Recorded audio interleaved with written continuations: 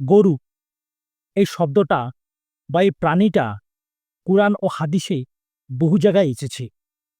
আমরা কুরআনের দিকে যদি তাকাই, তাহলে কুরআনের সবচেয়ে বড় সূরা, সূরা আল বাকারা এই গরুর নামেই হয়েছে।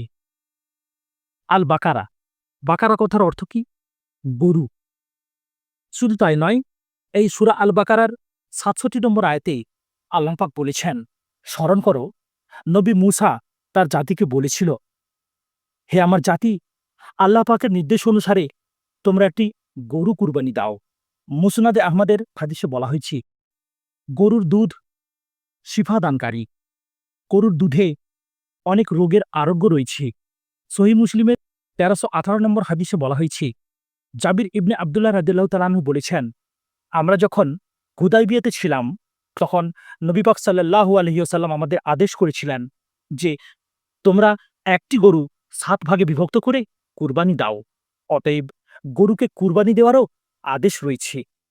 সেইজন্য গরু আমাদের কাছে উপকারী বস্তু। গরু আমাদের কাছে অবহেলার বস্তু নয়।